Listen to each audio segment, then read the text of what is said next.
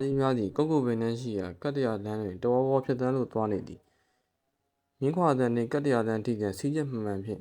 မြင်းလည်းများလည်းသွားနေ၏ထိုလမ်း၏ဘေးတွင်တော့လွယ်ရီတစ်လုံးကိုလွယ်ထားပြီးခေါင်းကိုအောက်ငုံကခက်မြက်မြက်လမ်းလျှောက်နေသောလူငယ်လေးတစ်ယောက်မှာပေတူးဖြစ်သည်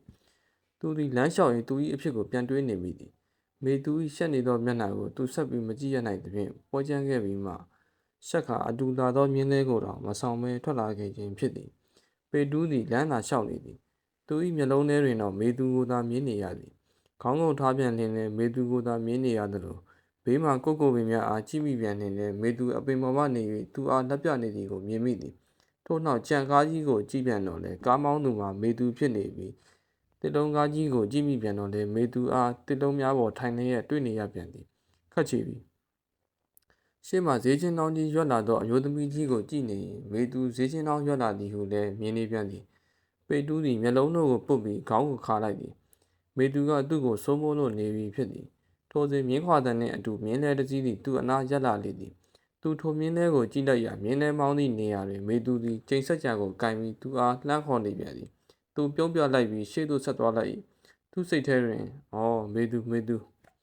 ူတော်တော်စိုးမိုးနိုင်တော့နှင့်မေသူပါလားဟုတွေးပစ်လိုက်သည်တန်မတန်ထမင်းဆိုင်မှခြေလင်းထွက်သွားသောပေတူး၏နောက်သို့ဥကျော်လှိုင်နှင့်မြင်းလဲဆရာကိုကြီးမောင်တို့လိုက်သွားကြလေသည်မကြာသောအချိန်တွင်ဟုံရေးဒီငယ်နှင့်ပေတူးအားတွေ့လိုက်ရသည်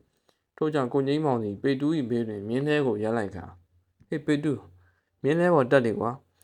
ကိုကြီးမောင်ခေါင်းကိုကုပ်လိုက်သည်အเจ้าမှာပေတူးသည်သူအားပြုံးပြုံးကြီးကြည့်ကာရှေ့ဆက်သွားနေခြင်းကြောင့်ဖြစ်၏ထို့ကြောင့်ကိုကြီးမောင်သည်မြင်းလဲပေါ်မှဆင်းလိုက်ပြီးပေတူး၏ပခုံးကပုတ်လိုက်ကာဟဲ့ကောင်ကြောင်တော်နဲ့ဒါမြင်းလဲပေါ်တက်မင်းပုံစံကြည့်ရတာမကြဘူးကားတိုက်ခံရမဲ့ပုံကိုငိမ့်မောင်ပခုံးပုတ်လိုက်မှသာတတိဝင်လာဟန်ရှိသောပေတူးသည်ဦးလေးဘလို့လုပ်ပြီးဒီကိုရောက်နေတာလေဦးကြီးရောမေးမနေနဲ့ဟိုမှာမင်းဦးကြီးကလာမင်းကွာတကယ်ကောင်ငါများပြုံးပြပြီးဆက်သွားနေရတယ်လို့ထို့နောက်ပေတူးစီကိုငိမ့်မောင်နှင့်အတူဦးကျော်လှိုင်ရှိနေသောမြင်းလေးပေါ်တက်ခါသူတို့၏လိုရာခကြီးကိုဆက်လိုက်ကြပါလေတော့သည်မြိုင်တော်မျိုးလေး၏ရက်ွက်တစ်ခုတွင်ဖြစ်သည်ထိုရက်ွက်လေးရှိအင်ကြီးတစ်လုံးတွင်ဇနီးမောင်နှင့်နှစ်ယောက်ခြံဝိုင်းဝကိုတကြည့်ကြည့်နှင့်ဖြစ်နေလေသည်သူမတို့သည်တစုံတဦးကိုစောင့်မျှော်နေခြင်းဖြစ်သည်ဇနီးဖြစ်သူမှစတင်၍စကားဆိုလာသည်အကိုဆရာကြီးကလာရောလာပါမလားလာမှာပါနှင်းရင်လာပါစီလို့ပဲဆူတောင်းရမှာပဲမလာခဲ့ရင်နှင်းကားတော့ဒီအိမ်ကြီးကိုရောင်းစေခြင်းပြီရောင်းလို့ကလည်းဘယ်ဖြစ်မလဲနှင်းရဲ့ကိုတို့ဘိုးဘွားအမွေလေးအဲ့ဒါဆိုနှင်းတို့ကညာတိုင်းအချောက်လှန့်ပဲခံနေရတော့မှာလားကြာရင်နှင်းနှလုံးရက်ပြီးသေလိမ့်မယ်ကိုနားလဲပါတယ်ညှိုးငယ်စွာပြောနေသောဇနီးတဲ့အားခင်မွန်းဖြစ်သူကျင်နာစွာကြည်ရင်ခြံဝကိုသာမျှော်ကြည့်နေ၏အတန်ကြာသောအခါခြံဝသို့မြင်းသေးတစ်စီးရက်လာရာသူတို့နှစ်ယောက်ခတ်သွက်လေးခြံဝသို့သွားလိုက်ပြီးမြင်းသေးပေါ်မှလူကြီးကိုကြည့်လိုက်ပြီးဆရာကြီးရောက်လာပြီလားမျှော်လိုက်ရတာဆရာကြီးရဲ့ကျွန်တော်တို့ကမလာတော့ဘူးတော့ထင်းနေတာပြောပြီးသားပဲမလာတော့ပဲဖြစ်ပါမလဲဒီမှာကျုပ်တပည့်နဲ့မြင်းသေးဆရာပါပါတယ်နေဖို့ထိုင်ဖို့အဆင်ပြေနိုင်မလားမပြေစရာဘာမှမရှိပါဘူးဆရာကြီးရဲ့ခြံထဲကိုမြင်းသေးမောင်းပြီးဝင်ခဲ့ပါခင်ဗျကောင်းပါပြီကဲငိမ့်မောင်ကြီးခြံထဲမောင်းကွာအင်ရှင်လင်မယားမှခွင့်ပြုလိုက်သည့်နေ့မြင်းသေးလေးသည်အင်ချံဝင်းထဲသို့ချူတန်တချင်ချင်နှင့်ရောက်လာပါတော့သည်ထိုမြင်းသေးလေးပေါ်တွင်ပါလာသူများမှမြင်းသေးဆရာကိုငိမ့်မောင်အထက်လန်းဆရာကြီးဦးကျော်လှိုင်နှင့်ပေတူးတို့ဖြစ်ကြသည်မြင်းသေးရက်လိုက်သည်နှင့်ဦးကျော်လှိုင်ဆင်းသွားတော့လဲမြင်းသေးပေါ်တွင်ထိုင်လျက်သားငေးနေသောပေတူးအားကိုငိမ့်မောင်မှလက်နှင့်ပုတ်ခါသတိပေးလိုက်ရသည်ကောင်းလေးဆင်းလေကွာဟိုမှာဆရာကြီးကအောက်တောင်ရောက်နေပြီအော်ဟုတ်ကဲ့ရောက်ပြီလားဗျဒီကောင်နဲ့တော့ခတ်ပါတယ်ရောက်ပြီမိတန်းလုံးဘာတွေတွေးနေတာလဲဘာမှမဟုတ်ပါဘူးဗျာပေတူးသည်မြင်းထဲပေါ်မှဆင်းလိုက်ပြီးသူတို့အတွက်နေရာပိတ်ထားသောအင်ကြီးအောက်ထပ်ရှိထိုင်ကုန်များတွင်ထိုင်လိုက်သည်မကြာသောအချိန်တွင်ကိုငိမ့်မောင်ရောက်လာပြီးပေတူး၏နဘေးတွင်ဝင်ထိုင်လိုက်သည်ထို့နောက်အင်ရှင်သမယားသည်ဥကျော်လှိုင်တို့အတွက်စားစရာများပြင်ဆင်ပေးပြီးနောက်သူတို့ပါထိုင်ကုန်တွင်ထိုင်လိုက်ကြသည်အင်ရှင်သမယားထိုင်လိုက်သည်နှင့်ဥကျော်လှိုင်မှစကားဆလိုက်၏ကဲတူကြီးနဲ့တူမကြီးဘလို့ပြဿနာတွေရှိနေလဲစိုးစမ်းပါအောင်ပြဿနာကတော့ဝုန်းတော့အင်ရှင်မျိုးသားစကားဆလိုက်သည့်နှင့်အိမ်အပေါ်တက်မှကျမ်းပြင်ကိုခြေထောက်နှင့်စောင့်တန်တောက်ခေါက်တန်များဆူညံသွားတော့သည်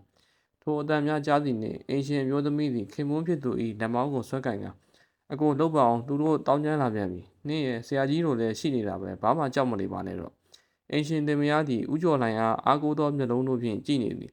သူတို့လင်မယားနီးသူကိုငိမ့်မောင်လည်းကြောက်လန့်နေမိသည်ဥကျော်လှိုင်သည်ကရင်သွေးတောက်မပြတ်သလိုပေတူးမှာတော့အိမ်ပေါ်တက်သည့်လေကားကွက်ကြီးတုတ်ကဦးကြီးကျုပ်အိမ်ပေါ်တက်ကြည့်ရင်လည်းဗျာမင်းကတက်ကြည့်ရဲလို့လားကြည်ရဲတာပေါ့ဗျာကျုပ်တငယ်ချင်းတွေနဲ့ဒီလိုကိစ္စတော်တော်များများဖြေရှင်းမှုတယ်မင်းသဘောပဲမောင်ပေတူဒါနဲ့အင်ရှင်တွေကိုခွင်တောင်းလိုက်အောင် ဦးကျော်လှိုင်မှအင်ရှင်လင်မယားကိုကြည့်ပြီးပြောလိုက်၏ထိုအခါအင်ရှင်လင်မယားမှ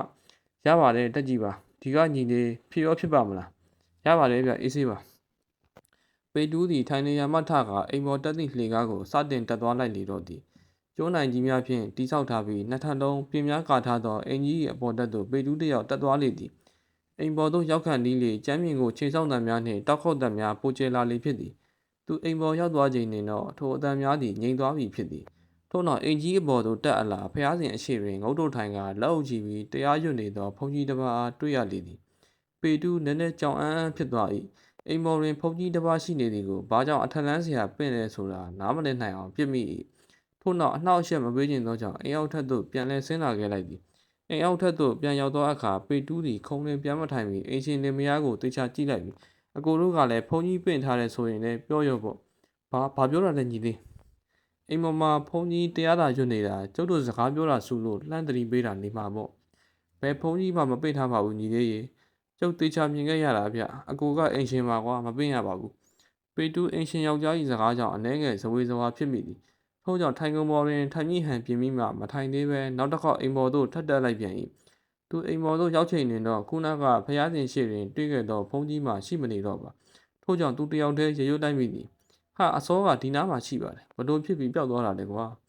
ပေတူးနေရအနှံ့လိုက်ကြည့်တော့လဲဘာမှမတွေ့ရတော့ကြောင့်ခေါင်းကိုကုပ်လိုက်ပြီးအိမ်အောက်သို့ဆင်းလိုက်သည်ထိုအခါသူ၏နောက်မှရဲတံတစ်ချက်ကိုကြားလိုက်ရသောကြောင့်ချက်ချင်းနောက်လှည့်ကြည့်လိုက်တော့လဲမြည်သူများရှိမနေပေထို့ကြောင့်ဦးကောင်းကိုကုပ်လို့သာအိမ်အောက်ဆင်းလာသည်အိမ်အောက်ထက်ရောက်သောအခါအခုဘာမှမရှိတော့ဘူးဘာတွေဖြစ်နေတာလဲကျုပ်လည်းမသိတော့ဘူးညီလေးကိုအကိုမပြောဘူးလားဘယ်ဖုန်းကြီးမှမပင့်ထားပါဘူးလို့အေးဗျာထူတော့ထူဆန်းနေဗျကျုပ်လည်းတေချာမြင်ခဲ့တာပါအခုတော့မရှိတော့ဘူးပေတူးသည်နားမလဲဟန်ဖြင့်ထိုင်ကုန်နေတာပြန်ထိုင်လိုက်သည်ဦးကျော်လှိုင်သည်ပေတူးကိုတစ်ချက်ကြည့်လိုက်ကကဲမောင်ပေတူးမချခင်အဖြေပေါ်မှာပေါ့အခုတော့အင်ရှင်တူမောင်တို့ပြောတာကိုအရင်နားထောင်ကြည့်ရအောင်ဟုတ်ကဲ့ဦးကြီးထို့နောက်ဦးကျော်လှိုင်သည်အင်ရှင်လင်မယားအားဖြစ်သမျှအကြောင်းစုံအားပြောစီရာအင်ရှင်လင်မယားမှတယောက်တစ်ထက်စီသူတို့အိမ်အကြောင်းကိုပြောပြလာပါတော့သည်ကိုလွင်ဆိုးမနှင်းမာဟုအမိရသောဇနီးမောင်နှံနှစ်ဦးသည်ရင်ကျေးတိမ်မွေပြီးနှစ်ဖက်မိဘများအပေါ်တွင်လည်းလွန်စွာတည်တတ်သည်ကိုလွင်ဆိုး၏မိဘများလွန်တော်သူတို့နှစ်ယောက်အားတခြားသောညီကိုမောင်နှမများမှမိဘနှစ်ပါး၏အိမ်ဝိုင်းနှင့်အင်ကြီးအားအမွေအဖြစ်ပေးလေသည်မိဘနှစ်ပါးသည်ရှေးရိုးဆွဲလူကြီးများမှအင်ကြီးအားရှေးလက်ရမပြတ်စေခြင်း၍မပြေမစင်ပန်းထားရာအတော်ပင်ယိုယွင်းပျက်စီးလာနေပြီဖြစ်သည်ထိုအတွက်သူတို့ပြောင်းလာသောအခါထိုအင်ကြီးအားပြင်ဆင်ဖို့ရာအတွက်နှစ်ဦးသားတိုင်ပင်ကြလေသည်အိမ်တိုင်းတိုင်းမှာအတော်ပင်ပျက်စီးနေပြီဖြစ်ရာထိုတိုင်အားအစားထိုးမည်ဖြစ်ပြီးအခြားသောတကားနှင့်အကာရန်ပြင်များကိုလည်းဝယ်ရမည်ဖြစ်သည်ထို့အတွက်တစ်ပွဲစားဥလူလေးအားအပူကက်ရတော့သည်ဥလေးကျွန်တော်တို့တစ်လို့ခြင်းလို့ပါဘယ်ရွယ်စားလဲမောင်လွင်ဆိုးရအဲ့ဒါတော့ကျွန်တော်လည်းမသိဘူးဦးလေးအဲ့ဒါဆိုဒီလိုလုပ်ကွာငါအလုံးရတိုင်းခိုင်းတဲ့လက်သမားတွေရှိတယ်သူတို့ကိုတစ်ချက်ပြကြည့်မယ်ဘလို့လဲသူတို့ပြောတဲ့အနေအထားကိုဝယ်ကြတာပေါ့ဥလူလေးကောင်းမှန်ထင်တယ်လို့သာလုပ်ပါဗျာအေးကွာအဲ့ဒါဆိုမနက်ဖြန်ငါးကောင်တွေကိုလွှတ်လိုက်မယ်ဤသို့ဖြင့်ကိုလွင်ဆိုးတို့အိမ်ပြင်မိကိစ္စအချို့မှာအဆင်ပြေသေးသည်နောက်တစ်နေ့ရောက်သောအခါလက်သမားဆရာနှစ်ယောက်ရောက်လာပြီးလိုအပ်မည့်တင်များကိုတွက်ချက်ပြီးပျက်စီးနေပြီဖြစ်သောအိမ်နိုင်ကြီးကိုကြည့်ကငါညီမင်းတို့ဒီတိုင်ကိုလဲတင်တယ်ဒါကကျိုးနိုင်မဟုတ်တော့ပိုးတွေစားပြီးပျက်စီးနေတာကျိုးတိုင်နဲ့အစားထိုးကွာတိုင်ကလက်ခံတိုင်ဆိုတော့လဲလို့ရပါတယ်ကောင်းသလိုသာလုပ်ပါကျိုးတိုင်လုံးကလည်းနဲ့တော့ရှားမယ်ဒါပေမဲ့မပူပါနဲ့ဥလူလေးကပိုင်ပါတယ်ကျွန်တော်လည်းဥလူလေးကိုပဲအားကိုးနေရတာအဲ့ဒါဆိုငါတို့နဲ့တခါတည်းလိုက်ပြီးမှားလိုက်တော့ကွာဒါနဲ့ဘယ်နေ့အလုပ်စားကြမလဲအကိုတို့အဆင်ပြေတဲ့နေ့စားကြတာပေါ့ဗျာကိုလွင်စိုးသည်သူ၏အိမ်ပြင်ရောက်မည့်အရေးအစင်ချောနေသည့်အတွက်ဝမ်းသာနေရသည်ထို့နောက်ဥလူလေးအိမ်သို့သွားလိုက်ကြပြီးလိုအပ်သည့်တင်များကိုမှားလိုက်ကြပါလေတော့သည်ကိုလွင်စိုးတို့ဇနီးမောင်နှံသည်တစ်ပွဲစားဥလူလေးနှင့်အတူဝယ်ထားသည့်တင်များအိမ်ချမ်းထဲချနေသည်ကိုကြည့်နေသည်ကဲငါတူတစ်တွေကတော့ပြည့်စုံတလောက်ရှိပြီအိမ်တိုင်ကတော့အတော့ကိုရှာလိုက်ရတယ်ငါတူကြီးကျေးဇူးတင်ပါတယ်ဗျာကျွန်တော်တို့လင်မယားကဘာမှသိတာမဟုတ်ဘူးဦးလေးကူညီလို့သာအဆင်ပြေတာရပါတယ်ကွာကဲအိမ်တိုင်ပဲချဖို့ကြံတော့တယ်အလုသမားများဘတ်စကားပေါ်မှတင်များကိုချနေကြသည်အလုသမားကောင်းဖြစ်အံတူသောလူတစ်ယောက်သည်သူ၏အလုသမားများအားခရူးဆိုင်ရန်မှာကြားနေသည်ဟက်ကောင်လေးတေးသေးချာချာလောက်ကြနော်အိမ်တိုင်ကကြီးတယ်ဟဲ့အိမ်တိုင်ကိုအလုသမားများခရူးတစ်ဆိုင်ဖြင့်ကားအောက်သို့ချနေသည့်ကြားမှာအလုသမားတစ်ယောက်၏ခြေထောက်ကိုတိုင်လုံးညက်လေသည်အလုသမားသည်နာကျင်နှိုး၍ငယ်တန်းပေါင်းအော်လေယာတစ်လုံးအားဝိုင်းမ၍ဖယ်လိုက်ပြီးတင်းညက်သွားသောခြေထောက်အားကြည့်လိုက်၏ခြေထောက်မှာပြားနေပြီးအယိုးတို့ကြေကွန်ရှိထို့အတွက်အလုသမားကောင်းသည်ဥလူလေးကိုအကူအညီတောင်းကအလုသမားအားဆေးရုံသို့ပို့လိုက်ကြတော့သည် ထို့နောက်အိမ်တိုင်းချခြင်းအားနောက်ထပ်မြည်သည့်လွဲချော်မှုမှထပ်မဖြစ်ဘဲအောက်သို့ချလိုက်နိုင်ပါတော့သည်ထို့နောက်ပျက်စီးနေသည့်တိုင်နေရာတွင်တိုင်အသည်အားအစားထိုးလိုက်ကြသည်အတော်ကိုခက်ခက်ခဲခဲအစားထိုးရခြင်းဖြစ်ပြီးကျွမ်းကျင်သည့်လက်သမားများကြောင့်သာအစားထိုးနိုင်ခြင်းဖြစ်သည်လက်သမားများ၏လက်ရာတိတ်တက်မှုကြောင့်ရှေးမှုမပြတ်ဘဲအိမ်ကြီးအားပြင်ဆင်ခြင်းအမှုပြုပြီးနောက်အိမ်ပိုင်ရှင်ကိုလွင်စိုးနှင့်မလင်းမာတို့လင်မယားနှစ်ယောက်အတော်ကိုသဘောကျကာပျော်ရွှင်နေကြလေသည်ညဘက်ရောက်သည့်အခါအိမ်အသစ်လေးတွင်လင်မယားနှစ်ယောက်ကြည်ကြည်နူးနူးနှင့်စကားပြောနေကြစဉ်အိမ်ပေါ်မှတရားစာရွတ်သက်များကြားရ၍သူတို့နှစ်ယောက်တယောက်မျက်နှာတယောက်ကြည့်လိုက်ကြသည်ထို့နောက်ကိုလွင်စိုးမှစတင်၍စကားဆိုလိုက်သည်နှင်းတရားရွတ်တန်ကဘဲကပေါ်လာတာလေအကိုနှင်းထင်တာတော့အိမ်ပေါ်ကလာတော့အကိုလည်းအဲ့လိုပဲထင်တယ်အကိုတက်ကြည့်လိုက်အောင်မယ်ကိုလွင်စိုးသည်ပြောပြောဆိုဆိုအိမ်ပေါ်သို့တက်သွားလေသည်အိမ်ပေါ်ရောက်သောအခါဖျားစဉ်ရှိတွင်ငုတ်တုတ်ထိုင်နေသောဘုန်းကြီးတစ်ပါးကိုတွေ့လိုက်ရသည်ထိုဘုန်းကြီးအားမြင်သောအခါကိုလွင်စိုးသည်အံ့ဩနေပြီးဘလို့ဖြစ်ပြီးအိမ်ပေါ်တက်လာပါလိမ့်ဟုတွေးကဥစဉ်